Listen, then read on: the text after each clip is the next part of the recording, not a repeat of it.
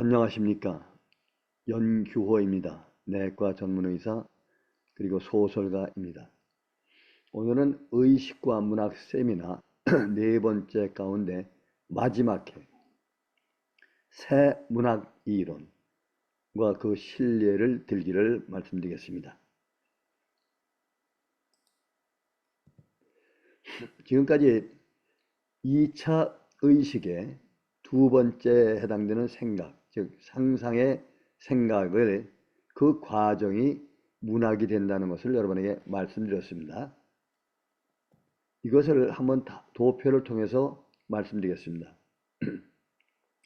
바깥에 있는 사물, 자연, 대상을 우리가 말초신경을 통해서 인식을 한 다음에 이것이 시상이라고 하는 중추 밑에 있는 대뇌 하부의 뇌에서 받아가지고 하나는 대뇌 하부의 뇌 자체와 편도체로 자극을 주어서 감성, 1차 감성과 2차 감성을 만들게 하고, 한편 시상에서는 대뇌, 즉 의식기억의 대뇌, 생각을 하고 말을 하고 여러 가지 상상도 하고 하는 그 중요한 부분에 전달을 해준 결과 그것이 인지기능, 전전두엽에서 거기에서 형상화시킬 때 추론에 의해서 형상화시킨 다음에 그것을 개념이라고 하는 것으로 만들어서 이것을 시각적인 이미지, 즉 그림 한 장 또는 사진 한 장과 같은 것으로 저장을 시키는 것, 감각에 대해 저장을 시키는 것까지를 1차 의식이라 했고, 이 저장되어 있는 개념, 이 개념, 형상화돼 가지고 저장되어 있는 개념을 끌어내는 걸 갖다가 인출한다 그러죠. 인출해내서 그것을 기본으로 말로 만들어서 바깥으로 생각을 내보내는 걸 2차 의식이라 했는데, 첫째 방법은 개념의 확장을 통해서 밖으로 나오는 것. 이것은 철학과 과학이 된다고 그랬습니다.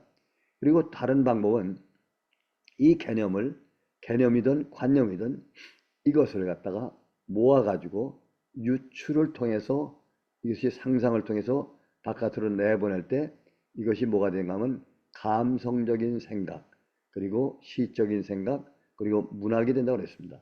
그래서 오늘은 이 부분을 강조해서 여러분에게 설명을 하려고 합니다. 먼저 우리가 2차 의식, 말을 통해서 바깥으로 내보내는 과정 가운데 상상하는 과정에 중요한 부분이 무엇인가 하면은 영감이라고 하는 것이 중요합니다. 영감. 보면 우리가 소위 문학을 할 때 영감이라는 얘기를 많이 합니다. inspiration. 영감이라고 하는 것은 우리 몸 바깥에서 이루어지는 것이 아니고 우리 몸 안에서 어딘가 하면 말씀드린 것 같이 전두엽이 있는데 그 가운데 앞에 있는 것이 전전두엽이라고 했습니다. 전전두엽 가운데 앞에 있는 부분은 인지기능의 전전두엽, 그리고 이것을 변연계 전두엽 가운데 앞에 있는 부분은 A, 정서 A, 플라톤의 뇌라고 했고 양심, 도덕 같은 것이 나오는 부분이라고 했습니다. 그리고 이것이 선에 해당되는 부분이죠. 진, 선. 그런데 두 번째 비에 해당되는 부분, 이것이 대상 피질, 전대상 피질을 중심으로 한 요 뒤에 있는 변연계, 여기서는 무엇을 하는가 하면 사랑이라든지 한이라든지 컴패션 같은 것을, 스트레스 같은 것을 만드는 부분이라고 했습니다.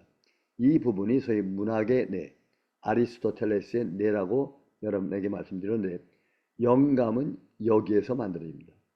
여기에서 갑작스러운 영감이 떠오르게 되면은 이 영감은 앞에 정서 A를 거쳐가지고 인지기능의 뇌로 들어와서 동기를 부여하게 됩니다. 그때 동기를 부여하는 것이 영감이 되겠습니다. 그래서 생기는 장소는 정서 B가 아리스토텔레스의 문학의 뇌가 해당되며, 이것이 앞으로 오게 되면은 인지기능의 뇌가 비로소 이 작품 활동을 시작하게 되는 것입니다. 그래서 이렇게 영감을 받는 것을 발상이라고 그러죠. 발상. 그리고 이것을 갖다가 정착시키는 것을 착상이라고 합니다. 보통. 예. 그러면 영감을 받아가지고 어떤 떠오르는 영감을 통해서 거기에 해당되는 소재, 재료를 모읍니다. 어디서 모으는가 하면은 저장되어 있는 뇌, 연합 뉴런에 저장되어 있는 이 부분에 있는 개념들, 무수히 많은 개념들, 약 10만 개 이상의 개념들이 안에 들어 있습니다. 그 개념들 가운데서 필요한 개념들을 바깥으로 뽑아내게 됩니다. 인출을 시켜서 인지 기능에서 이것을 가지고 상상, 발상, 착상, 이렇게 발상, 착상하는 요것을 상상하라는 과정이 되겠습니다. 상상을 하려고 하면은 자연적으로 유출을 하는 과정을 거치게 됩니다. 유출한 건 비교해가지고 변형시키는 과정이 되겠습니다. 예를 들면은 갑자기 정지용 시인이 어느 날 영감이 떠오르습니다. 그것이 뭔가 하면 고향에 대한 향수에 관한 영감이 떠오르면서 아, 내가 여기에 대한 시를 써야겠구나 하고 영감이 나왔을 때 이것을 갖다 소위 착상을 시작하죠. 그래서 모아 나오는 그 개념들, 고향에 대한 개념들이 쭉 나오게 됩니다. 이 많은 것을 가지고 착상을 하게 됩니다. 착상을 할 때 처음 단계에는 무엇인가 하면 그 내용들을 가지고 히스토리텔링, 쭉 히스토리를 만들게 됩니다. 그렇게 만드는 것을 우리가 문학에서는 구상의 단계라고 합니다. 구상. 그래서 구상까지를 하게 되는데 구상을 매니지먼트 하는 것은 여기서 하지만은 실제로 그것이 이루어지는 것은 역시 공장이죠. 이 공장에서 시냅스에 의해서 수도 많은 세포들이 시냅스를 하면서 이루어지는데 상상을 할 때는 세 개의 뉴런이 하나로 단위가 돼서 거기서 시냅스를 만드는 것. 이걸 갖다가 아날로그라고 하죠. 다른 말로 하면 딥 러닝이라고 합니다. 이와 같은 관계를 갖게 됩니다. 그러면 이렇게 여러 개의 개념들을 모았습니다. 그 개념들이 A, A-A-A2- 어떤 많은 개념들을 모았는데 이 개념들을 놓고 유추라는 단계를 하게 됩니다. 유추. 아날로지컬 인퍼런스라고 하는 것이죠. 이것을 갖다가 추론을 하게 되면은 A-A-가 합쳐서 다른 A4 큰 것으로 발전하지만은 상상의 단계에서는 A, A-A2- 이런 것을 놓고 비교하면서 유출을 하게 되면은 유출하는 것이 뭐냐면 연합 뉴런에서 세 개 단계의 뉴런이 딥러닝을 통해 가지고 서로 시냅스를 하는 것이죠. 그렇게 하게 되면은 이것을 갖다 소위 원개념 또는 원관념이라고 그러죠. 이것이 보조개념, 보조관념, B라고 하는 것으로 바꿔지게 됩니다. 변형된다고 합니다. 이게 변형되는 것이죠. 변형될 때 그 후에 일어나는 현상들이 많이 있게 되는 것입니다. 예를 들면 마음이라고 하는 나의 마음이라는 것을 갖다가 표현을 하고 싶은데 마음이라는 개념이 한 개가 아니라 여러 가지 많지 않습니까? 보이지 않는 개념들이 많습니다. 마음이라는 게 마음은 사랑이다. 마음은 희생이다. 마음은 뭐다. 마음은 뭐다. 이게 여러 가지를 꺼내 가지고 그 마음이라는 개념들을 놓고 유출을 하게 되면 아날로지컬 인퍼런스를 하게 되면은 그 다음에 변형돼 나오는 것이 뜻밖에도 내 마음은 호수가 되게 됩니다. 호수. 자, 호수가 됐기 때문에 어떤 현상이 되느냐? 이것을 가지고 진행을 할 수가 있는 것입니다. 그리고 내 마음이 낙엽이 되고 나그네가 되고 촛불이 되고 이와 같은 현상으로 되는 것입니다. 그러면 잠시 여러분들에게 영감이라는 것과 느낌, 동기라고 하는 것을 좀 비교를 해봐야 되겠습니다. 느낌이라는 것은 USC 의과대학에 있는 다마지오에 의해서 이론이 많이 나오는데요. 느낌은 내장 감각, 내장 감각, 위치 감각, 그리고 외부 감각이 여기 브레인스템 근처에서 자극을 주면서 생기는 것이 느낌, feeling입니다. feeling. 이 feeling은 이상스럽게도 여기에서 작용을 하는 것이 아니고 이 느낌은 뇌선엽이라고 하는 대뇌로 올라와서 대뇌에 가서 작용을 합니다. 대뇌에 작용해서 느낌으로 인해서 여러 가지 동기도 생기고 뇌의 활동이 이루어지는 것입니다. 발생하기는 무의식 기억에서 발생했지만은 활동하기는 의식 기억에서 활동하는 것이 느낌입니다. 동기라는 것은 느낌을 통해서 어떤 모티베이션이 생긴 것을 말하게 됩니다. 느낌과 동기는 대개 보면은 문학보다는 이 비문학, 즉 개념의 확장, 이성적인 사고방식, 생각에서 많이 작동을 하는 것이 느낌인데, 이때 많은 도파민이 나와서 계획을 하고 추진하고 또 이와 같은 현상을 하는 것이 바로 느낌과 동기가 되겠습니다. 그러나 영감이라는 것은 아랫부분에 생기는데 여기도 역시 도파민에 의해서 나오는 결과가 되긴 하지만은 좀 구분은 해야 될 것 같습니다. 자, 그러면 아까 말씀드린 대로 이 유추를 통해서 내 마음이라는 것이 호수가 되고 낙엽이 되고 나그네 촛불과 같은 것이 됐습니다. 가만히 보시면 이 마음이나 이와 같은 것은 관념입니다. 즉 시각적으로 형체가 없는 형상이죠. 이런 때 관념에 관한 것을 할 때는 무엇인가 보이게 만들어야 되니까 눈으로 보이게 만들려고 하는 것이 관념을 갖다가 상상하는 것이거든요. 근데 보이는 것들, 모란 것이 같은 것은 눈으로 환히 보이는 것입니다. 바깥에서 들어와서 형상으로 되어 있는 모란, 그거를 저장시켰다가 꺼냈을 때 모란, 거의 비슷합니다. 그래서 이것을 그 모란을 형상화되어 있는 모란 개념을 가지고 시를 쓰려고 할 때 보면은 개념이 뚜렷하게 형상이 뚜렷하기 때문에 특별히 더 상상을 하거나 특별히 더 할 일이 많지 않습니다. 그래서 그때는 묘사를 순수하게 하고 내면의 시를 많이 꺼내 놓았을 때 시가 쉽게 이루어질 수 있습니다. 그래서 이런 것을 갖다 소위 말해서 사물시라는 것이죠.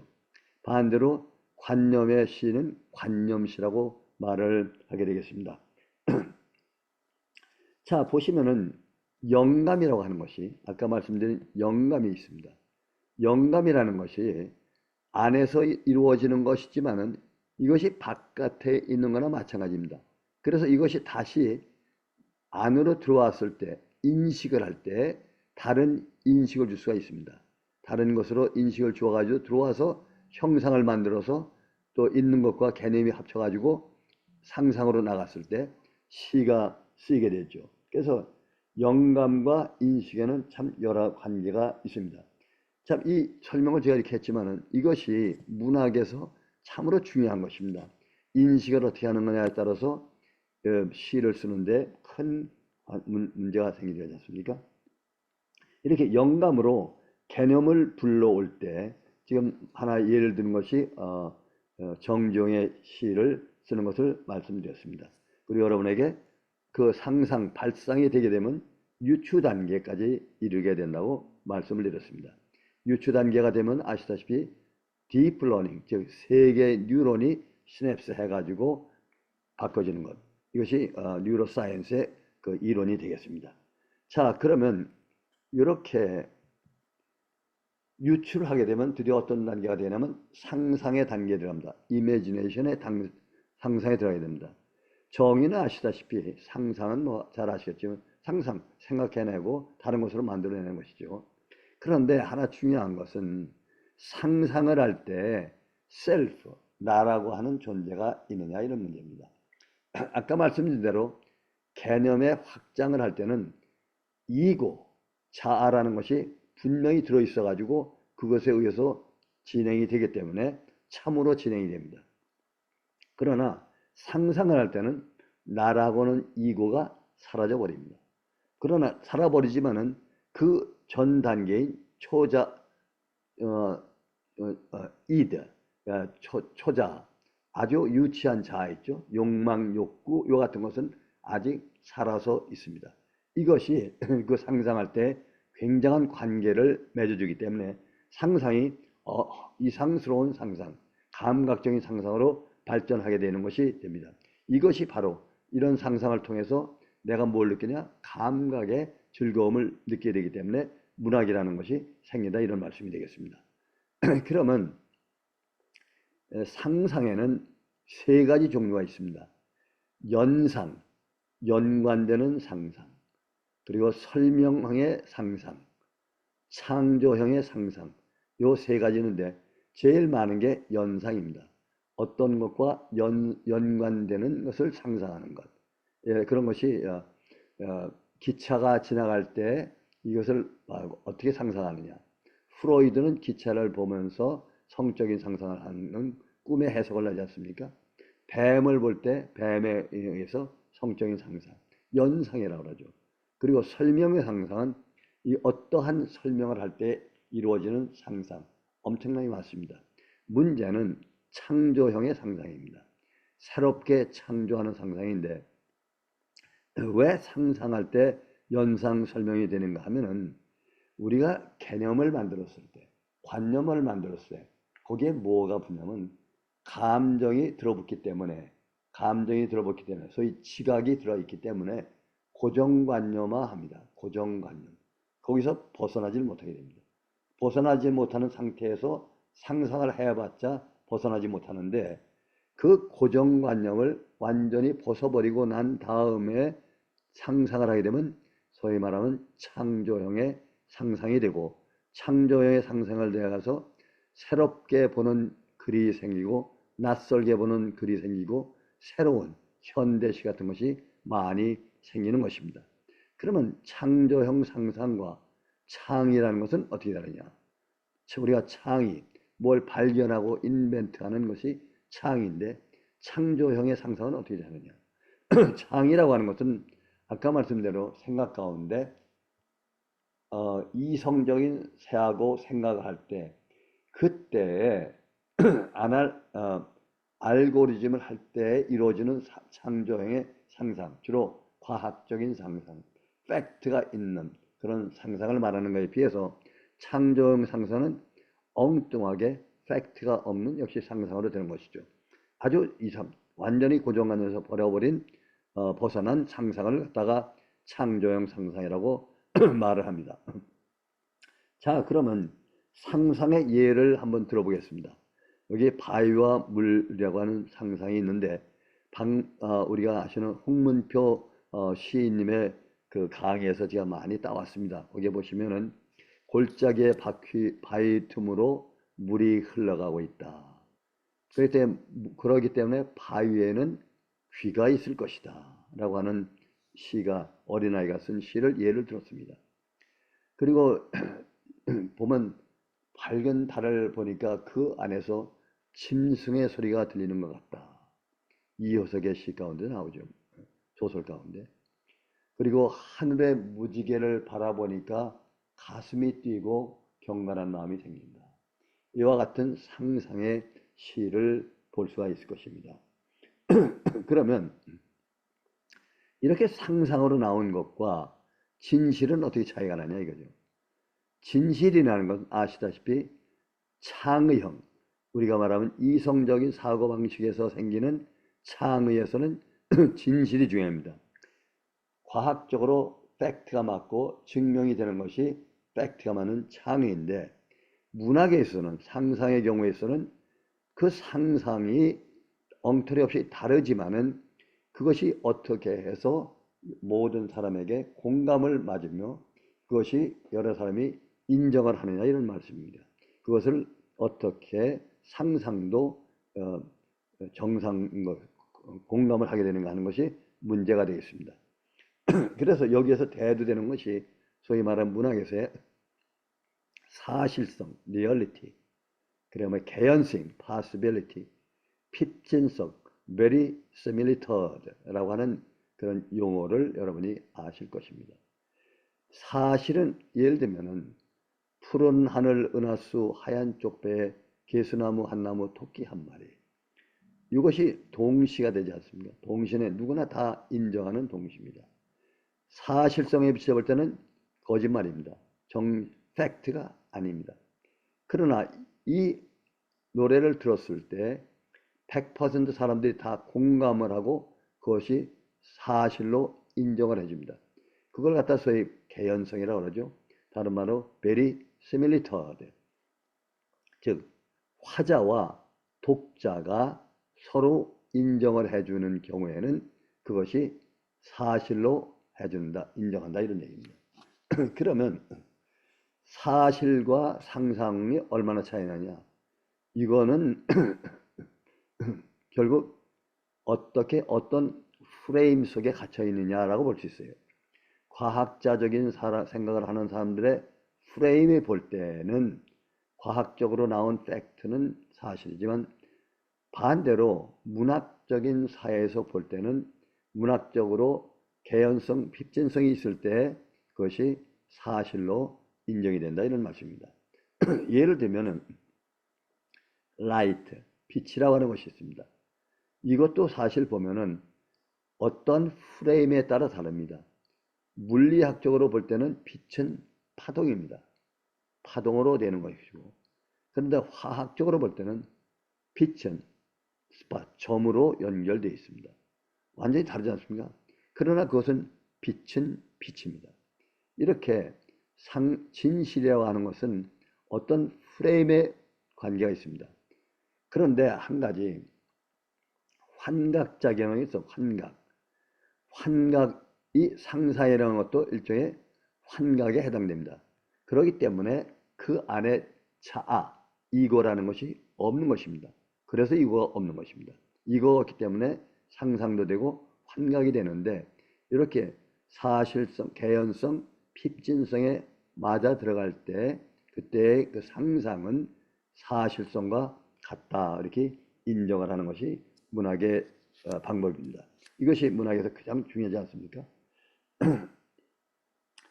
그러면 이 상상의 세계를 지나고 그 다음에 상상을 할 때에는 반드시 유추를 하면서 그 상상을 좀 더 의미 있게 만들어주기 위해서, 어떻게 보면 상상할 때 이미지를 바꿔주고 변형을 시켜서 이미지를 만들어주는데, 그 이미지를 만들어주기 위한 방법이 여러 가지가 있는데, 그 중에 하나가 뭐냐면 수사학, 은유법, 메타포라고 하는 것, 다른 말로 레토릭이라고 하는 것으로 표현할 수 있는데요. 한마디로 알기 쉽게 은유라고 합시다. 근데 왜 그러면 은유를 해야 되느냐? 상상을 통해서 만드는 이미지를 아주 쉽게 알게, 감에 닿게 만들기 위한 표현의 방법입니다. 그래서 쉽게 하기 위해서, 예를 들면 내 마음은 호수요. 마음이란 건 눈에 보이지 않고 아주 관념적이지만 호수요 했을 때는 호수가 눈에 보입니다.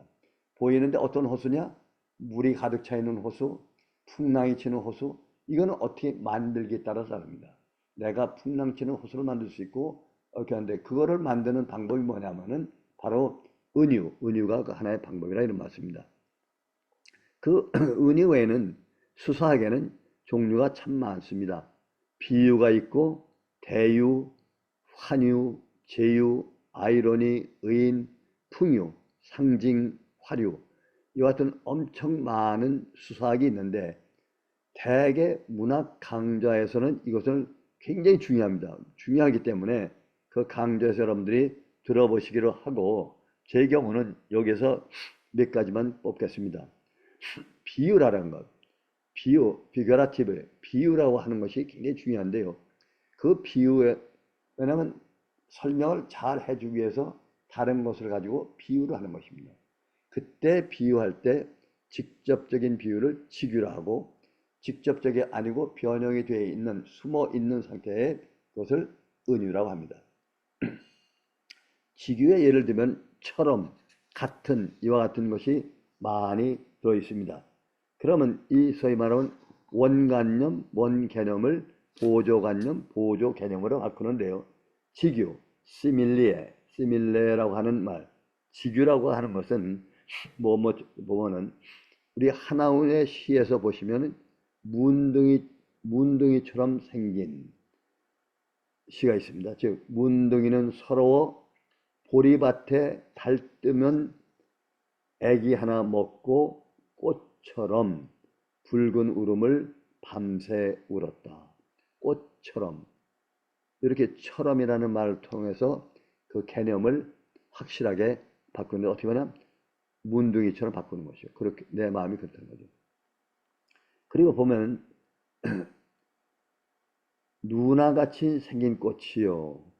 이 서정조의 국화에 보시면 누나같이 생긴 꽃이요. 국화꽃인데 어떻게 생겼어? 누나처럼 생긴 꽃이다 이런 게. 직유죠. 직유보다 더 강렬한 것은 무엇이냐면 은유가 되겠습니다. 메타포. 완전히 변형된 것이죠. 아까 말씀드린 내 마음은 호수요. 내 마음은 낙엽이요. 나그네요. 촛불이요. 이와 같이 완전히 변형돼요. 이것은 김동명의 시고 또 김광서 시에 보면 내 마음은 뭐냐? 고요한 물결. 고요한 물결이기 때문에 어떻게 바람이 불어도 흔들리고 구름이 지나도 그림자 지는 것. 이와 같은 시가 됩니다. 그것이 그 고요한 물결인데 그것이 내 마음이다. 그죠? 이렇게 은유법을 사용해서 하게 되면은 아주 그 하나의 개념이 완전히 쉽게 이해가 될 수 있는 그런 방법으로 바뀐다 이런 말씀입니다. 대유법, 환유법, 제유, 아이러니, 의인, 풍유, 상징, 화류법은 제가 생략을 하겠습니다. 그러면 또 중요한 것이 뭐냐면 뭐가 중요한 것이냐면 아까 말씀드린 것처럼 이렇게 개념을 갖다 관념을 유추를 통해 가지고 상상하라고 상상할 때 그게 은유법을 써서 만드는데 결국은 뭘 만들기 위해서 이미지를 만드는 것. 이미지를 만들기 위해서 이미지를 만들 어떤 이미지? 감각적인 이미지를 만들기 위해서 어떤 감각적인 이미지? 내면적인 나의 마음을 표시하는 그런 것처럼 만들기 위해서 왜 그렇게 만드느냐? 남이 들을 때 알기 쉽게 하기 위해서 하는 방법이죠. 그래서 이미지라는 것은 이마고라고 하는데요. 이미지와 형상은 차이가 납니다. 형상화하는 것은 아까 말대로 사물을 보고서 인식한 다음에 그것이 뇌에 들어와서 형상화, 조립해서 형상화된 것, 그 형상화된 것, 그걸 형상화라고 하지 이미지란 말을 안 씁니다. 형상화된 것을 그림으로, 사진으로 저장을 시키지 않습니까? 저장을 시킨 그 개념을 다시 불러와서 그 불러온 그 개념을 이번에는 상상을 통해서 완전히 다른 것으로 바꿀 때 그때 바꾸는 그것을 이미지라고 합니다. 예, 구별하셔야 됩니다. 형상과 이미지는 완전히 구별하셔야 되고 그렇게 형상이 뚜렷한 눈에 보이는 것으로 형상이 된 것을 갖다가 다시 꺼내서 그것을 시를 쓸 때 그것을 사물시라고 하죠. 만약 그 물체가 변하지 않고 그대로 있었습니다. 그러나 많은 경우에 관념의 경우는 이미지가 형상이 없던 것인데 보이는 형상이 없는데 그것을 다시 꺼내와서 이미지 어떤 시각적인 형태로 만들어주기 때문에 그것이 이미지가 굉장히 중요한 것입니다. 이미지를 왜 만드느냐? 알기 쉽게 설명하기 위해서. 내 마음이라는 거 암만 얘기를 해봐야 소용없지만 이미지, 눈에 보이게, 호수, 또 나그네 이렇게 바꿔서 이미지를 만드는데 그렇게 만드는데 그 이미지에는 주로 감각적인 이미지 아까 말씀드린 대로 5가지 감각이 있다고 그랬습니다. 오감각, 시각, 촉각 이런 것인데 그 5가지 감각 중에서 가장 중요한 것이 뭐냐? 시각적인 이미지입니다. 그렇기 때문에 자꾸 만들어도 시각적인 이미지를 만들려고 하는데 청각적인 이미지 있고 미각적인 이미지 있고 촉각도 다 있습니다. 그래서 시각적 이미지, 청각적, 미각적, 촉각적, 후각적인 이미지가 생기는 것입니다. 제가 쓴 단편 가운데 어머니의 냄새, 어머니의 맛이라고 하는 제목이 있습니다. 그것은 미각적, 후각적인 이미지를 만들려고 노력한 소설이 되겠습니다. 근데 대부분의 경우는 시각적인 이미지도 만들고 그리고 청각적인 이미지도 만들고 하는데 같이 공감적으로 2개 이상의 이미지를 갖다가 집어넣는 경우도 참 많습니다. 그래서 이 5가지 이미지가 있는데 종류가요. 아까 말씀대로 형상하고는 다르다고 했습니다. 이미지로 만드는데 예를 한번 들어보겠습니다. 이미지 가운데 특별히 메밀꽃 필 무렵, 이 보시면은 그 메밀꽃 필 무렵을 갖다가 소설에서도 이미지를 만드는데 아주 눈에 보이는 것처럼 하얀 것이 눈에 떠오르게 표현했습니다. 묘사할 때 보면은 그걸 읽으면서 떠오르는 것이 그 이미지입니다. 그리고 그 이미지 가운데 또 하나 보시면은 토마스 흉이라고 하는 분의 가을이라는 시가 하나 있습니다. 여기 보시면 제가 읽겠습니다. 가을밤의 싸늘한 감촉. 나는 밤을 거닐었다. 얼굴이 빨간 농부처럼 농부. 감촉. 불그스름한 달이 울타리 너머로 굽어보고 있다. 시각적으로 눈에 다 보이죠? 말은 걸지 않고 고개만 끄덕였다. 도해지 아들같이 흰 얼굴로, 또 시각적인 이미지죠. 별들은 생각에 잠기고 있었다. 토마스 휴임의 가을이라는 시가 되겠습니다. 이 안에 보시면은 시각적인 이미지도 있지만은 촉각적 그리고 다른 이미지도 많이 있습니다. 그리고 또 하나 도종환 시인의 담쟁이를 한번 읽어보겠습니다. 저것은 벽, 어쩔 수 없는 벽이라고 느낄 때, 그때 담쟁이는 말없이 그 벽을 오른다. 물 한 방울 없고 씨앗 한 방울 살아남을 수 없는 저것은 절망의 벽이라고 말할 때 담쟁이는 서두르지 않고 앞으로 나아간다.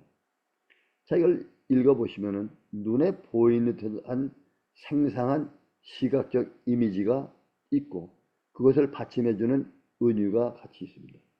뿐만 아니라 그렇게 눈으로 보고 또 듣고 만지고 하는 오감을 하다 보니까 그걸 읽으면서 내가 어떻습니까? 만족을 갖게 되고 행복을 갖게 되고 쾌락을 느끼게 되고 심지어는 카탈시스를 느끼지 않습니까? 이것이 바로 감성적인 사고, 시를 쓰는 이유가 되겠습니다. 김춘수 시인의 나의 하나님이라는 시를 읽겠습니다. 사랑하는 나의 하나님, 당신은 늙은 비에다. 하나님이 늙은 비에다. 푸축간에 걸린 커다란 살점이다. 하나님이 푸축간에 걸려있는 살점으로다가 은유를 했습니다. 비교를 했습니다. 시인 릴케가 만난 슬라브 여자의 마음속에 가라앉은 놋의 항아리다. 참으로 은유가 많고 늙은 비에다 살점이다 놋의 항아리다. 그리고 이 모든 것이 다 이미지가 뚜렷합니다. 하나님은 안 보이죠. 안 보이는 하나님을 김춘서라는 사람은 이렇게 이미지를 해서 떠올렸습니다. 대개 하나님하고는 이미지가 우리 머릿속에 떠오르는 것은 엄숙한 하나님, 가까이 하기 어려운 하나님으로 우리가 머릿속에 그리고 있는데 김춘수 시인은 어떻게 보면 푸축간에 걸린 커다란 살점이요. 슬라브 여자의 마음속에 있는 놋의 항아리다. 이렇게 해서 하나님을 갖다가 이미지를 만들었습니다. 그래서 하나님을 설명한 것이 되겠습니다. 아까 말씀드린 대로 소설 속에서 나오는 이미지도 여기와 비슷합니다. 아까 말씀드린 이효석의 메밀꽃 필 무렵, 참치가 굉장히 좋아하는 소설인데 그렇습니다. 자, 그러면 이미지는 지금처럼 감각적인 이미지를 만들어냈습니다. 왜 감각적인 이미지를 만드냐? 감각적인 1차 감각적, 오감각. 그걸 뭐냐면 자아 중에서 아주 제일 밑바닥에 있는 초자, 경험자로 하죠. 욕망, 욕구, 감정, 공포 이와 같은 감정인데 이것이 바로 금방 우리 몸에 닿는 거예요. 손으로 내 살 만졌을 때 오는 촉감, 그리고 눈으로 볼 때의 아름다움, 이와 같은 것을 시를 통해서, 소설을 통해서 읽을 때 이와 같은 것이 느껴지게 만든, 마치 그렇게 만지고 보는 것처럼 보이게끔 하는 것이 이미지인데, 그런 것을 하기 위해서 하는 것이 이미지를 만드는 것이다, 이런 얘기입니다. 자, 그러면 이미지를 만들 때 또 하나 중요한 것이 있습니다. 지금 보시면은 여러분에게 지금 개념과 관념을 유출하고 발상을 해가지고 여기에 상상하고 비유를 했습니다. 그리고 이미지를 만들고 감각적인 이미지까지 만들었습니다. 그리고 난 다음에 더 중요한 것은 이 나라고 하는, 화자라고 하는 내가 나의 마음을, 내적 표현을 여기다가 감성을 쏟아줘야 됩니다. 그때 왜 쏟아지냐면 이 즐거움 1차 감성, 1차 감성이라는 것이 바로 이거 아닙니까? 이 감성, 오감각이죠. 오감각과 서로 연관이 되게 만들어주기 위해서. 이거보다 더 발달된 게 2차 감성인데 이것과 감성을 같이 만들어주기 위해서.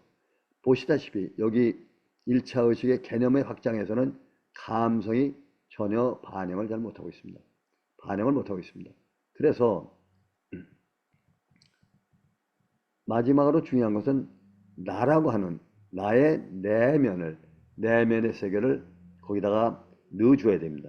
그렇게 내면의 세계를 표현하는 것을 시에서는 표현이라고 하고, 보통 이런 소설이나 이런 데서는 묘사라고 합니다. 묘사보다 더 적극적인 것이 표현이고, 표현보다 더 적극적인 것이 현현이 되겠습니다. 현현이라는 것은 무엇이냐? 신과의 대화하는 장면이 되겠습니다. 그래서 이거 이렇게 묘사를 할 때 보면은, 보면 객관적인 묘사를 합니다. 나라고 하는 것보다는 그 자체의 객관적인 묘사를 많이 합니다. 그러나 그보다 더 절실하고 더 감동적인 것은 구체적인 묘사, 주관적인 묘사, 내 마음을 집어넣는 묘사. 객관적인 묘사는 개인 또는 화자의 주관이 들어있지 않은 묘사, 주로 소설에서 많이 쓰는 것이고, 시에서는 그것을 지나서 내 화자의 주관까지도 집어넣게 됩니다. 그래서 주관적, 내면적 사고, 이렇게까지 집어 들어갔을 때 이것이 묘사가 표현이 되는 것이고, 이것이 표현의 시의 극치가 되는 것이 되겠습니다. 그러면 내면적인 묘사, 주로 내면적인 묘사라는 것이 뭐냐? 그것은 나를 갖다 묘사하기 때문에 주관적이 되는 것입니다. 주관적인 내 생각이기 때문에 다른 사람과 다릅니다.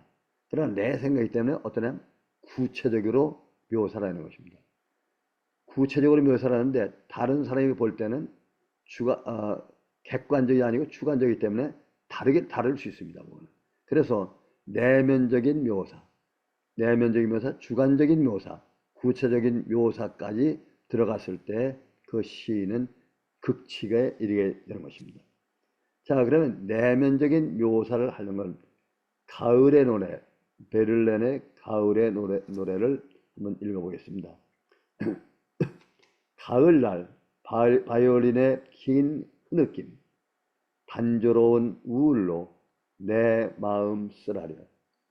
종소리 울리면 숨 막히고 창백히 옛날을 추억하며 눈물 짓노라. 그리하여 나는 간다.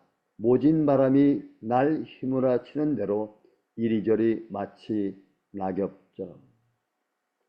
이 안에 보시면 시각적 이미지, 청각적 이미지가 있는 것뿐만 아니라 화자의 내면적 정서를 아주 깊이 드러내 있습니다. 그래서 내면적 사고를 갖다가 노래한 시가 되겠습니다.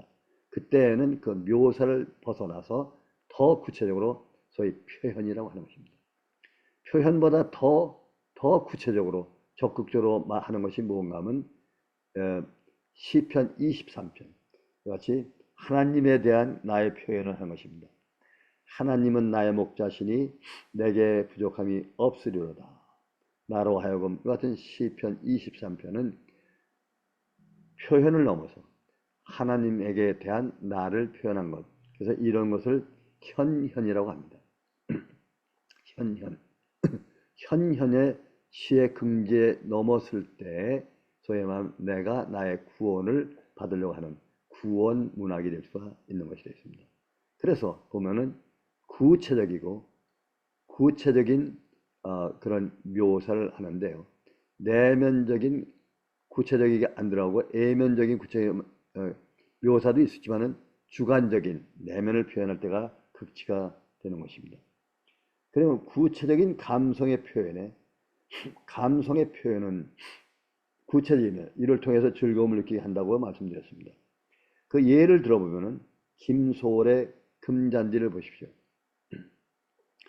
잔디 잔디 금잔디 심심산천의 금잔디 가시님 무덤가의 금잔디. 잔디면 잔디지. 그러나 아주 구체적으로 주관적인 구체적인 심심산천에 있는 금잔디가 아니라 이거는 가시님 무덤가에 있는 금잔디. 아주 구체적인 표현이 되겠습니다. 윤동주의 시 가운데 소년이라고 하는 시가 있습니다.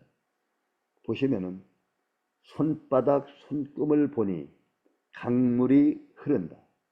그 강물에 사랑이 보인다. 순이의 얼굴이 강물에 보인다.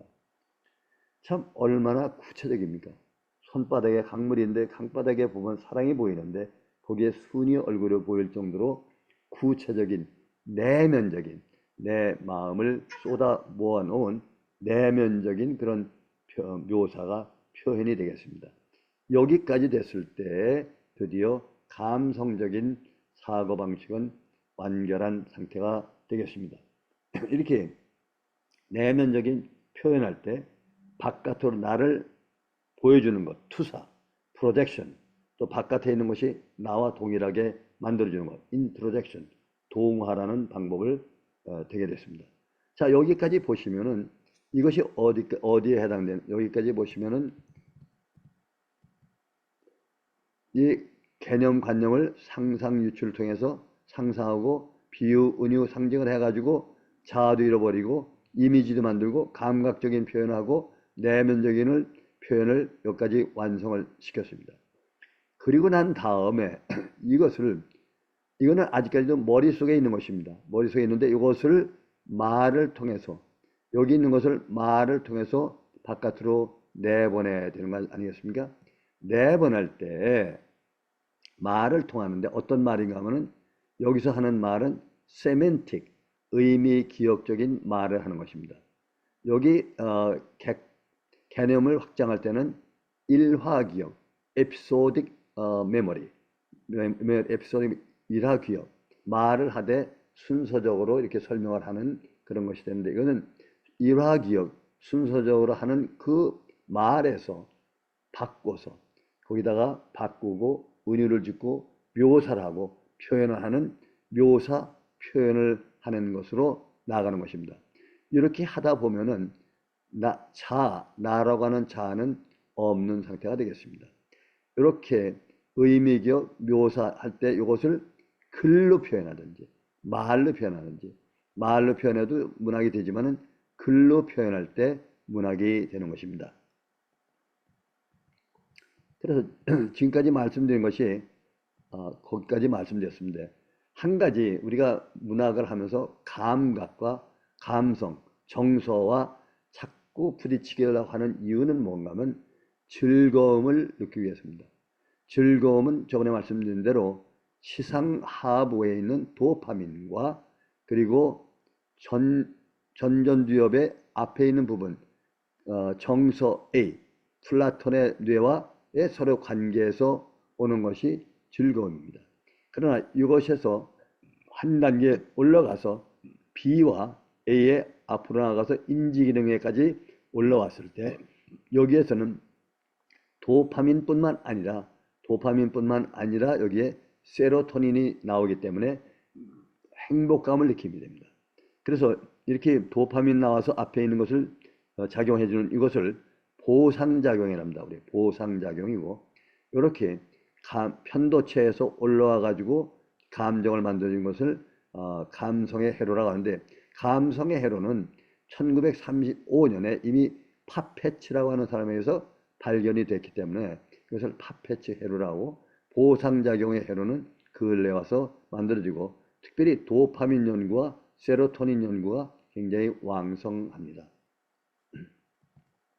자, 그러면 말과 글로 표현하는 것, 즉 생각으로 만들어내는 것이 문학이라고 했습니다. 말과 글은 같은 것입니다. 글은 말의 심볼이 되겠습니다. 말로 만드는 것을 저번에 여러 가지 방법을 말씀드렸는데요. 그 말로 만드는 방법이 서술로 하는 것, 일화기역적으로 하는 것과 묘사를 해서 하는 의미기역 두 가지가 있다고 했습니다. 서술을 하는 것을 하는 것이 소위 개념의 확장, 이성적인 사고방식에서는 일화기역과 서술을 통해서 나가게 되기 때문에 설명과 논술을 해서 그 결과 철학과 과학이 나오게 되겠지만은, 이 일화기역을 갖다가 묘사라는 것을 디스크립션으로 바꾸는 것, 즉 세멘틱 메모리를 통해서 의미기역으로 바깥으로 나올 때는 묘사를 하고, 묘사라는 것은 시각적인 이미지를 자꾸 만들어서 묘사하는 것이고, 진술하는 것은 청각적으로 이미지를 만들어내는 것이고, 그걸 갖다 또 서사적인 방법으로 이렇게 바꿔 써서 나올 때 시와 소설로 바꿔지는 것입니다. 이것이 바로 문학의 표현이 되겠습니다. 자, 그러면 이 결과 문장이 네 가지의 문장이 됩니다. 아까 말한 일화기역적인 문장, 설명문, 논증문, 그리고 의미기역, 세멘틱에서는 묘사, 진술하는 글이 나오고 서사적인 글이 나옵니다. 진술과 서사는 거의 비슷합니다. 그러나 이것은 진술은 묘사보다 조금 더 설명을 많이 하는 것이고, 서사는 진술이지만은 조금 그 소설적인 냄새가 나기 때문에 네 가지 글로 이렇게 분류를 할 수가 있겠습니다. 또 하나 그 문장의 종류에 관여하는 것이 뭔가 하면 감성과 정서의 영향입니다. 1차 감성이 얼마나 작용하느냐, 2차 감성이 얼마나 작용하느냐에 따라서 글이 아파시, 무감각 상태의 에픽, 서사적인 에픽이 생기는가 하면, 또 너무 감성적인 동정적인 심파시, 그리고 이 중간에 해당되는 엠파시, 감정이입이 되는 그런 길이 되겠습니다. 아주 이것이 좋은 글이 되겠는데요. 지금 말씀드린 대로 서사적인 글을 만들 때 다시 한번 가겠습니다. 볼 때 이렇게 글로 쓸 때 보시면은 요 밑에 있는 시상에서 보내준 편도체로 보내준 그 정보가 감성을 만드는데, 그 감성이 1차 감성으로 될 수 있고 2차 감성까지 올라가야 됩니다. 그래서 이것이 이미지를 만들 때, 상상을 할 때 관여를 하게 됩니다. 이 위에서는 전혀 관여를 못하는데 관여를 하게 됩니다. 그래서 이렇게 관여를 할 때 보면은 아주 그 감정이 거의 인볼브를 하지 않은 상태를 서사적, 아파시라고 하고, 너무 감정이 지나치게 많이 들어오는 경우를 서정적, 심파시, 그러나 이것이 적절하게 올라온 것을 엠파시라고 합니다. 예를 들면은 호모의 일리아드 오디세이라든지 길가메시 같은 옛날의 글들은 서사적입니다. 감정이 들어있지 않습니다. 그런데 김소월의 시나 나태주 시인의 시 같은 걸 보면 서정적입니다. 왜? 감성이 아주 많이 들어있기 때문에. 반대로 그 황무지를 쓴 엘리어트의 시 같은 거 보면은 엠파시, 둘 중간적으로 있습니다. 주로 많은 것이 감정이입이 들어있는 것입니다. 그래서 문학적으로 볼 때는 정서적으로 쓰여진 글이 문학적이 되고, 그러나 마음을 울려주고 심금을 울리는 것은 심파틱한 글이 많이 울려주게 되어 있습니다.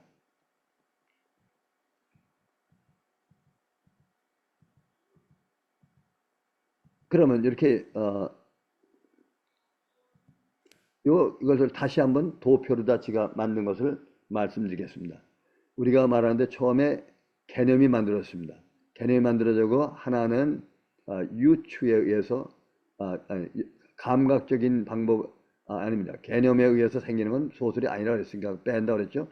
상상에 하고 발상, 착상에 의해서 요 개념이 변화가 됩니다. 그때 경험자는 살아있지만은 기억자, 즉 자아죠. 이거는 여기서는 없어져 버립니다. 그래서 결과된 것이 유추를 통해 가지고 이미지를 만드는데, 이미지 만들 때 감각적으로 만들고 거기에 상상을 통해서 유추를 집어넣어서 상상 그리고 은유를 집어넣고 거기에 내면적인 생각을 해서 바깥으로 내보내는 것이 문장인데, 시와 소설에 있습니다. 보낼 때 서술, 묘사, 진술 가운데 서술보다는 묘사를, 이 시나 소설은 상상을 통해서 하는 것이며 묘사와 진술을 많이 합니다. 그런데 시나 소설은 아시다시피 나라고 하는 사람 주인과 화자가 따로 같이 있지 않습니까? 보면은. 그런데 그때 묘사를 할 때, 묘사라는 것은 시각적인 이미지 쪽으로 많이 묘사라는 것을 묘사시라고 합니다. 이렇게 해서 쓰인 시들은 여성적이고 풍경화 같습니다. 풍경화 같고, 그래서 쉽게 공감합니다. 뭐 읽을 때 금방 알게 되죠. 그리고 나의 주관이 약하고 문장이 굉장히 약합니다. 왜? 시각적이기 때문에. 그래서 문장이 제대로 완성이 되지 않은 것도 많습니다. 붕붕 뜨는 나의 마음, 뭐 이렇게 해서 문장이 약합니다. 이것을 묘사시라고 합니다. 묘사를 너무 많이 한 경우도 좋지만은 반대로 묘사가 적고 설명을 많이 한, 진술을 많이 한 것을 보면은 남성적이고 추상적이고 좀 난해해지고 주관이 강하고 문장의 완성이 확실하게 끝납니다. 그래서 청각적 해체시, 하이브리드 시 같은 것이 진술시에 속합니다. 그래서 보통 요 묘사시와 진술시가 적당히 합쳐 있는 것이 좋습니다. 묘사시에는 감정 가운데 1차 감성이 많이 작용을 하고, 진술시에는 1차 감성보다 2차 감성이 많이 작용을 합니다. 반대로 소설이라는 것은 이미지가 약합니다. 이미지가 있긴 있지만 약하고 문장 완성은 아주 강합니다. 완성하고 주로 청각적인 이미지를 많이 갖고 있는 것이 되겠습니다. 그래서 지금 소설 이걸 비교를 해봤는데요. 이것이 여러분한테 차이가 날 겁니다. 철학과 수필에 대해서는 좀 다시 말씀드리겠습니다. 수필은 아시다시피 내가 주인공이고 화자가 없습니다. 그래서 서술도 하고 묘사도 하고 서서도 하는 것이 수필이 되겠습니다. 이거는 상상이 없기 때문에 원래 문학의 카테고리에는 들어가지 않습니다만은 수필 문학이라는 것은 요즘의 문학으로 들어가고 있습니다. 자, 지금까지 말씀드린 것이 대충 그 문학에 관한 것을 설명을 드렸는데요. 문학뿐만 아니라 예술 가운데 미술, 문학, 음악이 있는데, 미술은 1차 의식, 시각적인, 형상화된 것, 그림화된 것, 묘사를 많이 하는 것이 미술이고, 음악이라는 것은 청각적으로, 소설적으로, 청각적으로 많이 기울어 있는 것이 음악이고, 문학이라고 하는 것은 미술, 음악의 중간에서 묘사, 서술, 진술, 그리고 1차 의식, 2차 의식을 겸비해 있는 것이 문학이 됩니다. 이 어떻든 간에 예술은 뭐냐면 감각을 작용해서, 감성을 작용해 가지고 도파민이 형성되므로 즐거움을 느끼게 합니다. 이것을 한 단계 넘어서 도파민보다 한 단계 넘은 세로토닌까지 분비하는 경우는 정서가 작용을 하기 때문에 이때는 행복이 오게 됩니다. 그래서 행복을 느끼는 것을 소위 구원문학, 힐링이라고 이렇게 얘기하게 되어 있습니다. 자, 그러면 조금 기하를 바꿔서 여러분들 시에 대해서 여러분에게 말씀을 드리겠습니다. 시와 소설의 특징을 말씀드린 것처럼 시라고 하는 것은 감정을 표현하는 것이죠. 그것이 대부분입니다. 그러나 소설의 경우는 어떤 목적을 가지고 이걸 설명을 하고 끌어나가는 것. 시의 경우는 현재, 미래, 과거 중에 현재밖에 없습니다. 과거나 미래가 있지 않지만은 소설에서는 현재, 과거, 미래가 뚜렷하게 들어있고, 주로 시는 묘사를 많이 하는 비해서 소설은 진술을 많이 하게 됩니다. 그리고 이 시는 문장의 완성도가 강하지 않습니다. 그러나 소설은 문장도가 강해야 됩니다. 가운데 특별히 강조하고 싶은 게 묘사시와 진술시입니다. 아까 말씀대로 묘사는 description, 이미지를, 시각적인 이미지를 많이 만들어서 금방 알아볼 수 있게, 금방 알 수 있게, 정물화처럼, 풍경화처럼 만드는 것이 묘사시에 비해서 이미지가 적고 설명을 많이 해주는 시가 진술시가 되겠습니다. 진술시는 읽기가 좀 어렵다고 했습니다. 이해하기가 어렵습니다. 특별히 고정관념을 깨트린 창조적인 시, 그런 진술시 경우는 아주 난해하게 됩니다. 그리고 사물시와 관념시, 아까 말씀드린 대로 바깥에 있는 사물을 그대로 형상화시켜서 개념으로 만들어서 그 개념화된 것을 끄집어내서 시를 쓸 때, 상상할 때 이미 이미지가 뚜렷하게 있기 때문에 그것을 써내려가기가 쉽습니다. 거기에 내면적인 나, 그리고 감각적인 것을 추가하면 되기 때문에 사물시는 쓰기가 쉽고 이해하기가 쉽습니다. 반대로 관념시는 눈에 보이는 이미지가 안 보이기 때문에 그 안 보이는 이미지를 보이게끔 이미지를 다시 만들어야 하기 때문에 그때 만드는 과정이 주관적이며 또한 구체적이기 때문에 다른 독자로 볼 때는 상당히 이해하기가 어려울 수가 있습니다. 그리고 서정시와 서사시, 아까 말했던 대로 감정이 들어가는데 1차 감성, 5가지 감각이 들어있는 감성, 느낌, 욕망, 욕구, 그리고 감정에는 6가지 있다고 그랬습니까? 공포, 그리고 anger, 그리고 surprise, 그다음에 sad, pleasure, 그리고 disgust, 불쾌한 것. 이와 같은 것이 감성인데 그 감성이 많이 들어갈수록 서정시가 되고 감성이 덜 들어가면은 서사시가 됩니다. 그리고 이 엠파틱시, 정서적인 시라고 하는 것은 그 감성이 들어갈 때 정서가 이미 한 단계 도약된 정서가 많이 들어갈 때 엠파틱한 감정이입적인 시가 되겠습니다. 그러면 이 인간의 그 시를 통해서 그리고 생각을 통해서 보면은 시의 변형을 많이 볼 수 있습니다.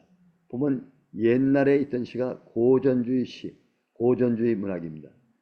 중세기를 지난 다음에 신고전 시대, 신고전 문학이 나오고 그 다음에 낭만주의 문학이 나왔습니다.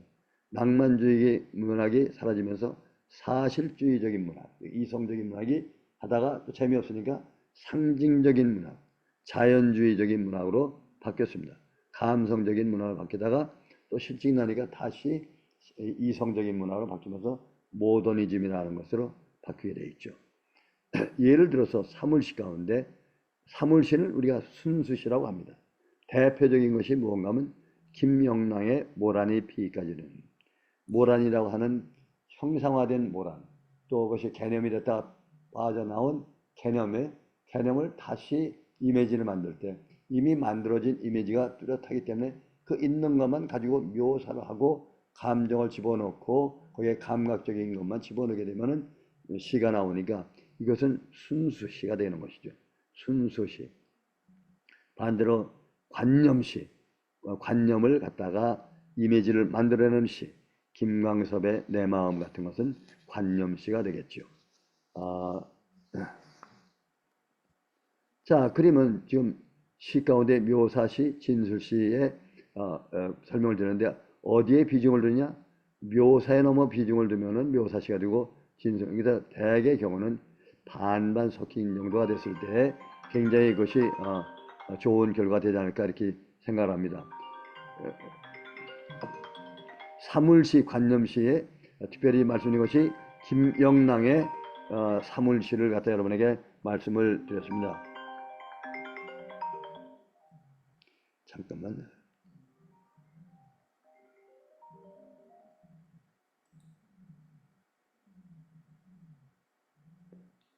죄송합니다. 전화 와가지고 중간에 했는데 다시 한번 계속하겠습니다.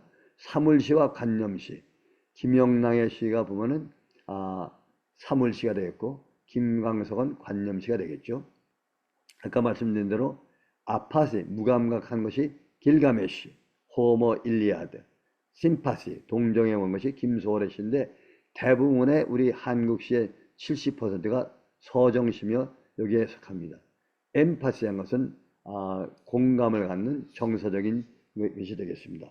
그러면 한 예를 들어서 엠파틱한 것을 예를 들면 에롬이라고 하는 것, 에롬이라는 것을 어떻게 표현했는가 하는 걸 보면은 에롬을 표현할 때 바울 사도가 하고 한 말과 예수님이 한 말을 보면 차이가 많이 납니다. 바울이 한 에롬의 표현은 다분히 감성적인 동정, 심파틱한 것이 많습니다만은 그 예수님이 표현한 것은 엠파틱한 것, 그 정서적인 것이 많이 있습니다. 죄송합니다. 이게 전화가 왔는데요. 예수님의 애로움을 피하는 감정이입의 시를 말씀드리겠습니다. 성경 속에서 바울이 뭐라고 얘기했는가 하면 애로움을 표현할 때 오호라 나는 곤고한 사람이로다. 누가 나를 사망에서 건져주랴. 마치 아주 강렬한 감정의 호소, 아주 서사가 감정이 동정심이 많이 들어있는 그런 표현입니다만은 예수님은 어떻게 애로움을 표현했냐? 여우도 굴이 있고 공중 나는 새도 깃들일 곳이 있으나 인자는 머리 들 곳이 없구나.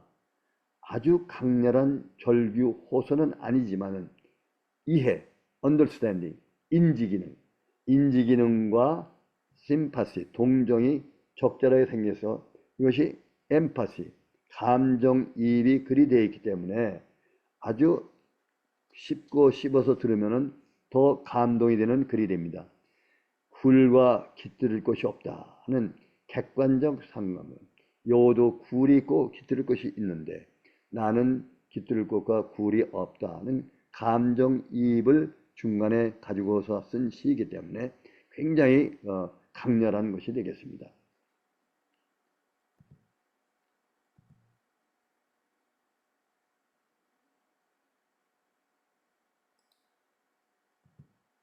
자, 그러면 여러분들에게 제가 필자가 제가 선택한 시를 여러분들에게 몇 편 소개를 하겠습니다.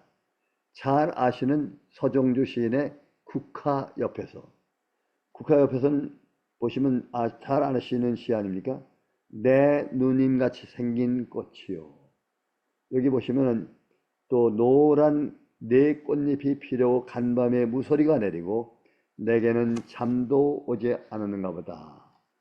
여기에서 개념은 국화꽃입니다. 그 국화꽃을 가지고 이것을 갖다가 다른 이미지를 만들고 거기에 내면적인 표현을 하고 거기에 감각적인 오감각을로 집어넣어서 이해하기 쉽게 만드는 그런 시가 되겠습니다만은 여기 보시면은 여기서는 주로 은유라는 것은 직유, 내 눈이 같은 꽃이요 이런 정도의 메타포가 있지만은 거기에 표현된 그 묘사가 아주 참 좋습니다. 그래서 누구나 다 읽히는 시가 됐습니다.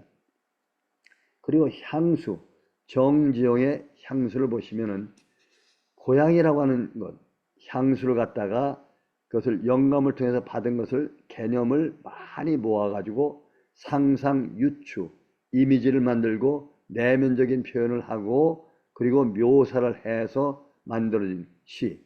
묘사도 많지만 진술도 많습니다. 그래서 나온 시.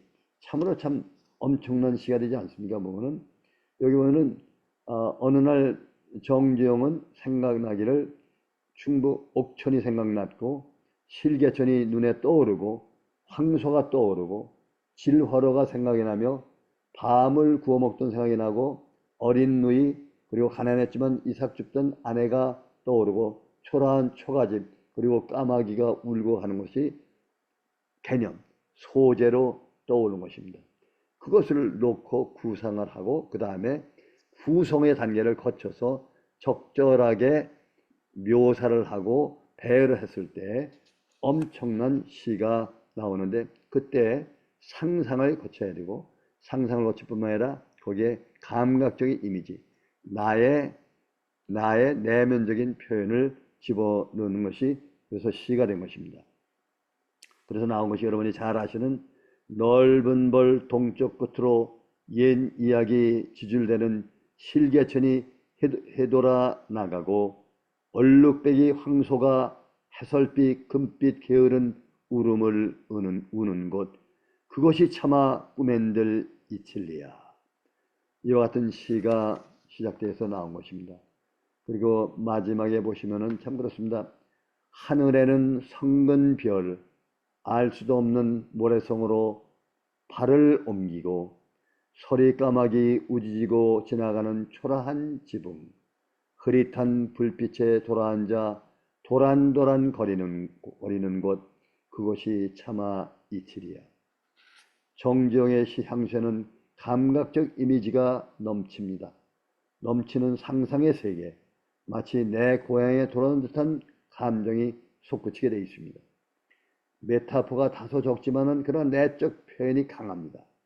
그렇기 때문에 한국 최고의 시가 됐고 공감이 가는 시가 된 것입니다. 김소월의 진달래꽃과 금잔디를 보겠습니다. 자, 보시면은 진달래꽃, 당신이 나를 두고 가신다니 영변에 가서 진달래꽃을 따서 당신 가는 길에 뿌려드리겠습니다. 그러나 나는 눈물을 흘리지 않겠습니다. 역설적이죠. 이게 소위 말 비유의 역설적이죠. 그냥 보내드리겠습니다. 패배자처럼 보내드리겠습니다. 그러나 역설적입니다. 이렇게 만드는 1차 의식의 개념들을 놓고 여기에 역시 유추, 상상, 비유, 이미지 형상, 그리고 내적 표현을 많이 해서 시가 나왔습니다. 나보기가 역겨워 가실 때에는 말없이 고이 보내드리오리다. 나보기가 역겨워 가실 때는 죽어도 아니 눈물 흘리리오리다. 서정적이고 감각적이고 이미지와 내면의 세계가 직접적으로 마치 피부에 닿는 것 같은 느낌을 갖습니다. 비유나 메타포는 별로 많지 않지만 시각적 묘사, 그러니까 청각적 묘사, 진술보다 훨씬 강하기 때문에 그 시가 살아납니다. 금잔디를 보십시오. 잔디 금잔디 심심산천에 불타는 금잔디, 가시님 무덤가의 금잔디, 아주 구체적인 감성, 내면의 표현, 극치입니다. 금잔디, 구체적인 심심산천의 금잔디, 죽은 임의 무덤가에 있는 금잔디, 감각적이며 감성이 아주 구체적으로 들어와 있기 때문에 이것을 읽으면서 어떤 것이 느끼냐면 나의 욕구, 화자의 욕구, 독자의 욕구, 즐거움, 감정이 돋아나게 되어 있습니다. 이것이 마치 거기에 가서 빠져 있는 것 같은 그런 시가 되겠습니다. 잘 아시는 워드워드 롱펠로우의 무지개란 시도 참 좋아합니다. 하늘의 무지개를 바라보면 내 가슴 뛰는구나. 어렸을 적에도 그러했고 어른인 지금도 그러하다. 나이가 들어도 그러기를 아니면 죽어도 좋으리라. 어린이는 어른의 아버지, 내 생활이 자연을 경외하는 마음으로 하루하루 이어지기를. 서정적이고 낭만주의적인 시로 진술도 있고 묘사도 있습니다. 비유, 은유도 적절히 있습니다. 어린이는 어른의 아버지라고 하는, 어린이가 뭐야? 어른의 아버지라는 은유, 엄청난 은유, 메타포입니다. 그리고 거기에 내면의 세계, 경의를 표하는 내면의 세계가 있는, 그렇기 때문에 참 세계를 다루는 그런 시가 되지 않았겠습니까? 자, 그러면 우리들이 같이 공부하는 우리 같은 동급생들 중에서 쓴 시 몇 편을 소개하겠습니다. 이용해 선생, 의사십니다. 필라델피아에 사시는 이용해 선생님은 저보다 대학교 5년 선배가 되시는 분인데 늦게 시를 시작했습니다. 이 양반이 쓰신 시 가운데 물소리의 환각이라고 하는 시가 있습니다. 환각이라고 하는 것은 일종의 환상이라고도 볼 수 있고 환상이라는 것은 상상이라고 볼 수 있습니다. 자아가 없는 상태입니다. 물소리의 환각. 너는 듣는가? 듣는가? 시베리아의 찬바람에 울면서 반항하는 전나무의 울음. 아주 이미지가 뚜렷이 떠오르지 않습니까? 전나무가 울고 있습니다. 또 어머니를 상하에 빼앗긴 어린 물고기의 통곡. 청각적인 이미지가 떠오르지 않습니까? 풀밭에 누운 양의 눈동자가 돌아가는 소리. 양의 눈동자가 돌아가는 소리. 청각적인 이미지.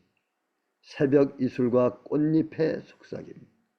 참 이것이 이렇게 감성적으로까지 이렇게까지 내면의 표현이 됩니다.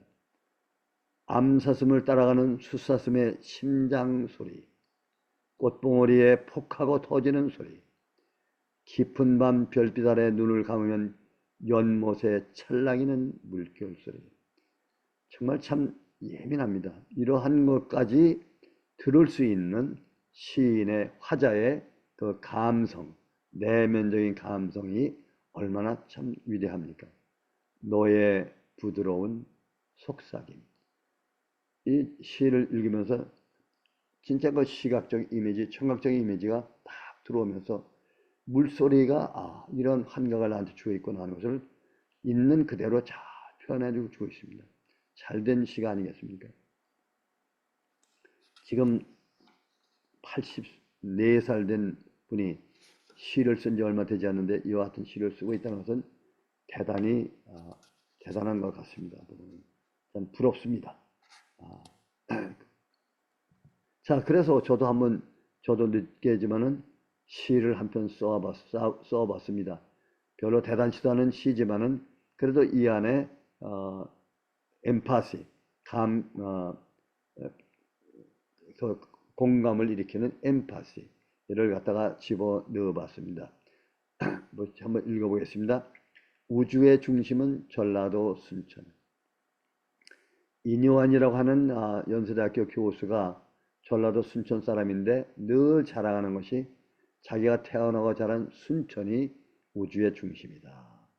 그래서 이것을 갖다 시를 쓰면서 이 안에 제가 쓴 것 가운데 함지박이라고 하는 함지박이라고 하는 감정이입, 객관적 감정이입을 집어 넣어봤습니다.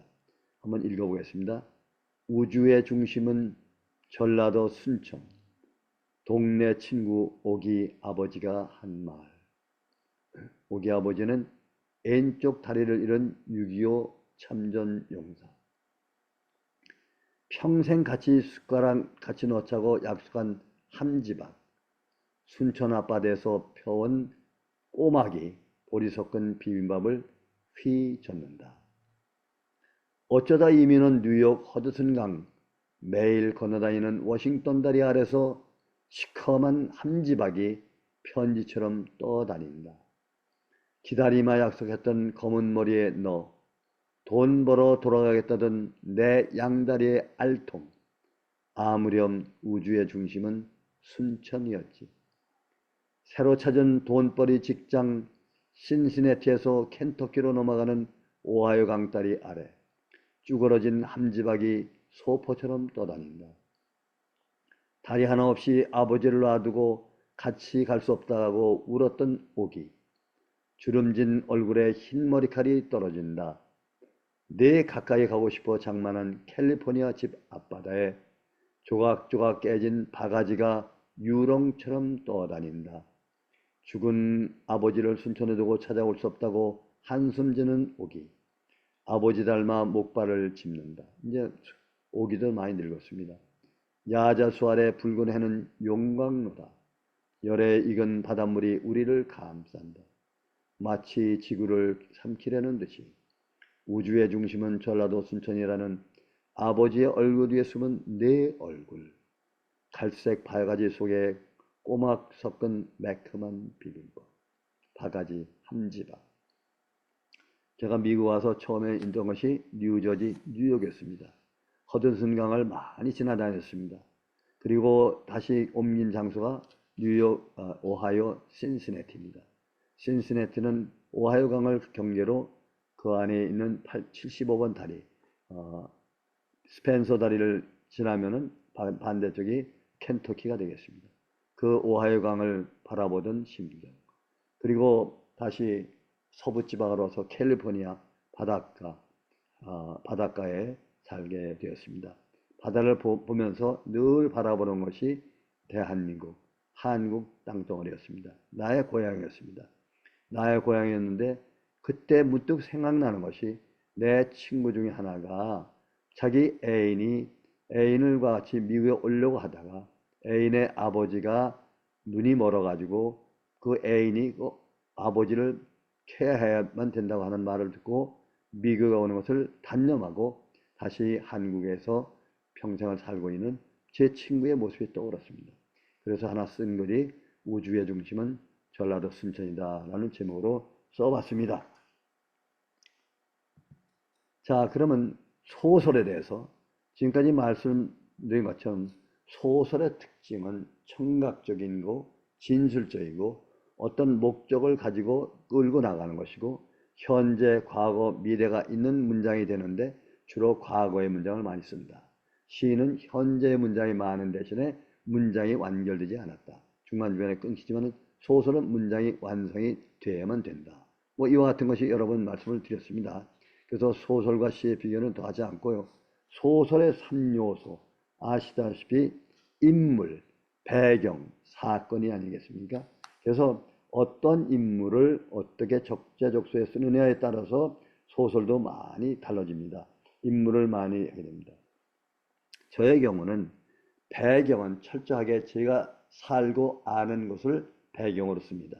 제가 많이 살던 한국의 서울, 그리고 청주, 그리고 증평, 도안, 그리고 미국에서는 뉴욕, 뉴저지, 그리고 오하이오, 그리고 캘리포니아, 또 제가 선교로 많이 다녔던 과테말라, 인도네시아, 이와 같은 배경을 많이 쓰는 이유는 잘 알기 때문에. 그리고 인물에 관해서는 인물은 제가 잘 아는 사람들의 인물을 많이 카피를 했습니다.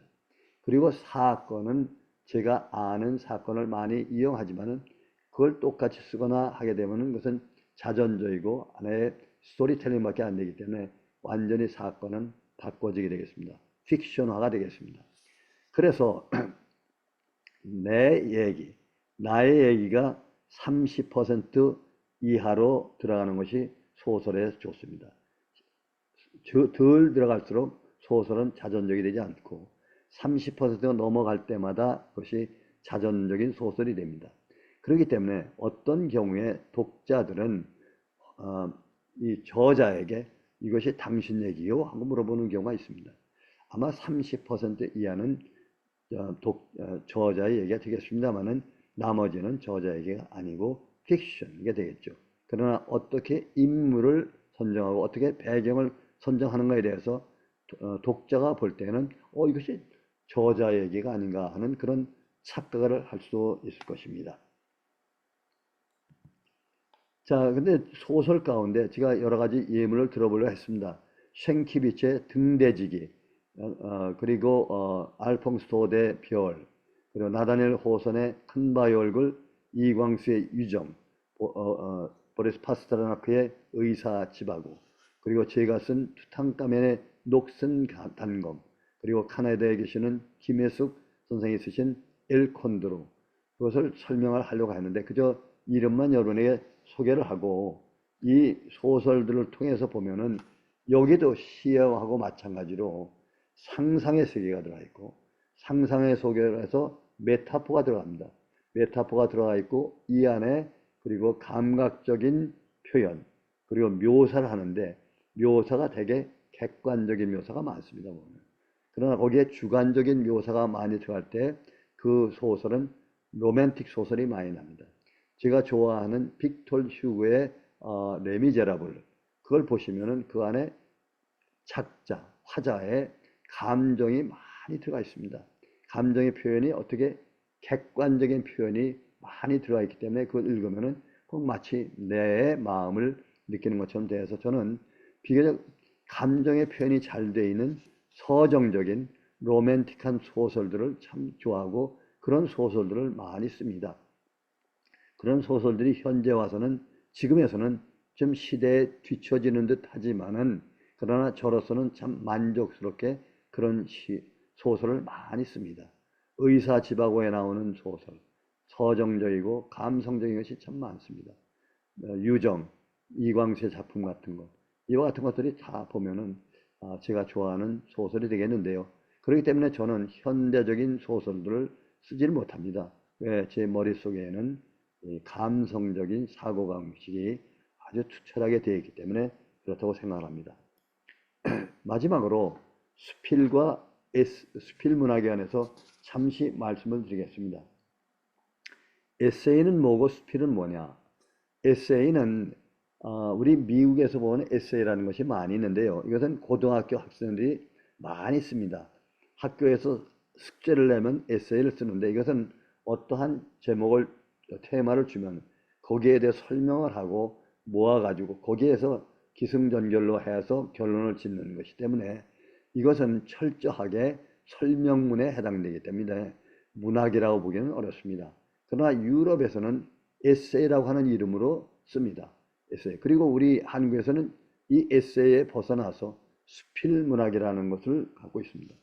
아시다시피 문학이라는 정의는 상상이 들어가야만 된다고 되어 있습니다. 그러니 에세이나 수필은 상상이 들어있지 않기 때문에 문학이 되기가 참 어려운 입장입니다.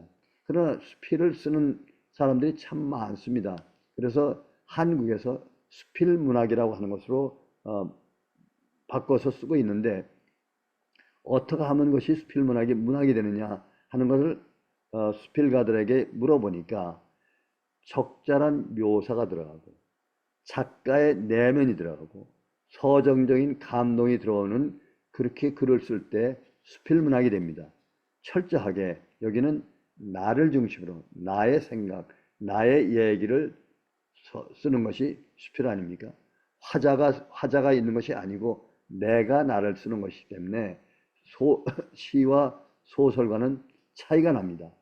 그래도 이 안에 보면은 작가 묘사를 해야 된다. 묘사, 작가의 내면 서정적 감동을 주고 시와 소설의 형체를 갖춘 것이 수필이 된다 하는 걸 볼 때 약간의 지금 와서는 상상적인 것도 같이 집어넣습니다. 서정적인 내면을 갖다 드러낸 작가의 수필을 읽어보면은 참으로 감동되는 것도 많고 인포메이션을 많이 받습니다. 그래서 좋은 수필들이 참 많이 나오고 있습니다. 좋은 수필을 통해서 저의 소설가인 저는 그것을 테마, 소재로 해서 다시 소설을 만드는 경우가 참으로 많습니다. 그래서 늘 수필 문학을 읽고 수필가들에게 감사한 마음을 표현하고 있는 것이 저의 심정입니다. 희극과 평론. 희극은 소설과 마찬가지인데 평론에 대해서 말씀드리겠습니다. 평론가들은 참으로 많은 문학 지식이 있습니다. 평론가들을 통해서 배우는 것이 참으로 많습니다. 그런데 문학의 그 카테고리를 보면은 문학이란 무엇이냐? 상상이 들어가야 문학이라고 했는데 평론에는 상상이 들어가지 않습니다. 보면은 다른 사람이 쓴 글이나 또 시대의 조류 같은 것을 설명해주고 논리화해주고 비평해주고 하는 것이 평론이기 때문에 엄밀한 의미로 치면은 문학이 되겠는가 하는 그런 생각도 들지만은 평론은 분명히 문학의 큰 장르이고 엄청 중요한 장르가 되겠습니다. 제가 잘 모르기 때문에 평론에 대해서는 말씀을 드리기 어렵지만은 이 평론가들을 통해서 제가 배운 것이 굉장히 많습니다. 구현하기는 한국의 김종애 평론가 그리고 유성호 평론가를 통해서 제가 참 많은 것을 배웠습니다. 그리고 그들을 참 존경하는 입장입니다. 자, 그러면 마지막으로 좋은 작가가 되려면 어떻게 해야 되겠냐? 좋은 작가가 되는 길, 특별히 소설가가 되려면 1차와 2차 의식을 구분해야 될 뿐만 아니라 2차 의식을 만들기 위해서는 개념, 1차 의식의 개념을 많이 알고 있어야 됩니다. 개념이라는 게 단어 아닙니까?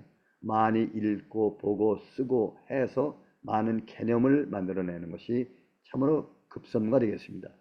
그리고 인식을 할 때 가능한 한 철저하게 이성적인 인식도 하지만은 철저하게 감성적인 인식을 할 때 드디어 그것이 문학으로 들어가는 것이고, 항상 호기심을 가지고 그리고 내면의 감정을 깨끗이 하고 나의 뇌, 정신 상태를 깨끗이 유지할수록 좋은 글이 나오게 됩니다. 왜 이런 얘기를 하는가 하면은 문학이라는 것은 1차 감성, 5가지 감성, 거기에 그것을 자극을 해서 그걸 통해서 즐거움을 느끼려고 하는 거 아닙니까? 너무 그쪽으로 치우치다 보면은 그것이 시나 소설이나 이것이 진정한 문학이 되지 않고 마치 삼류소설, 삼류적인 글, 그러한 것이 되기 때문에 가능한 한 1차 감성에서 조금 전진되어 있는 정서, 사랑, 행복 이러한 것으로 도약을 하는 것을 인용할 때 좋은 글이 생긴다고 저는 생각을 합니다. 그래서 특별히 이렇게 주장을 합니다. 마지막으로 저에 대해서 말씀드리면은 저는 연세대학교 의과대학을 나오고 미국에 와서 내과 전문의 신경과 정신과를 수련했습니다. 제가 미주 문협과 펜문협 소설가협회를 회원인데 제가 소설가로서 시작한 것이 50세가 되던 해입니다. 고등학교 때 글을 많이 쓰고 참 글을 좋아했는데 의과대학을 다니다 보니까 글을 쓸 수 있고 읽을 수 있는 시간을 놓쳤는데 50세가 돼서 다시 시작을 해서 지금 80이 됐습니다. 30년 동안 참 글 공부 많이 하고 많이 썼습니다. 장편소설도 많이 썼고 단편소설도 많이 썼습니다. 그래서 미주문학상도 받았고 한국에서 주는 해소설문학상도 받았고 펜문학상도 받았고 미주 크리스천 문학상도 받았으며 재동포문학상, 청아문학상 많이 받았습니다. 그러나 제가 가장 자랑스럽게 생각하는 것은 의과대학 총동창회에서 준 문학상 그리고 선교를 같이 했다고 해서 공로상을 주었는데 참 의과대학이라는 것이 경쟁이 많고 남에 대해서 관심이 참으로 많고 그런 학교에 동창회에서 저한테 문학상으로 주었다고 공로상을 준 것은 제 일생에 가장 행복하고 보람스럽습니다. 저는 또 뇌신경 과학을 공부하고 있으면서 유튜브를 통해서 소설과 그리고 뇌신경 강의를 많이 하고 있습니다. 유튜브를 보시면 연규호의 뇌신경 과학 그리고 의식과 문학 이와 같은 것 연규호를 문학을 치면은 상당히 많은 부분에 뉴로사이언스 뇌신경과학과 소설이 많이 등재하고 있습니다. 제 연락처는 qhoyeon@gmail.com입니다. 원하시는 분은 연락을 주시면 같이 의논하고 서로 배우고 하겠습니다. 정말 오랜 시간 감사합니다. 지금 말씀처럼 우선 공유를 중지하고